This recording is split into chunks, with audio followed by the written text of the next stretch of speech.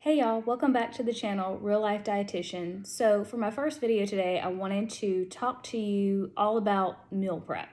So I started doing meal prep just before my oldest was born. So 8 years ago, because she's 7 now. And kind of like making this channel, thought about it for a long time before I actually dove in and did it. I had coworkers and friends who did it, and I think one of the biggest barriers for me is I was so concerned about making the right amount of food, knowing what to make, how is that going to all flow. And so the short answer to this whole video is just dive in and get started, and you're just going to have to do a lot of trial and error and reassessing to figure out the right rhythm that works for you. But we're going to talk a little more strategy, so don't worry, that's not the only piece of advice you're going to get today.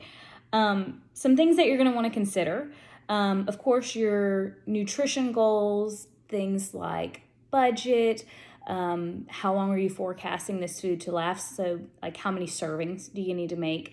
Food preferences of yourself and other family members. That's a big important thing to consider because you certainly don't want to be making double meals for different members of your family. So you want things that people like, or at least, things that they'll tolerate every once in a while.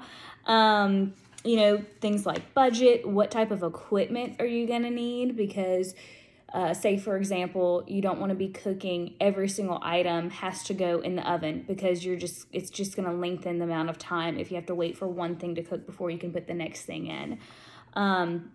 What ingredients are you going to need? Are there some things in your inventory in your pantry that you may be needing to get rid of? Or there's some things that you're going to be buying in this next grocery trip that can have a dual purpose?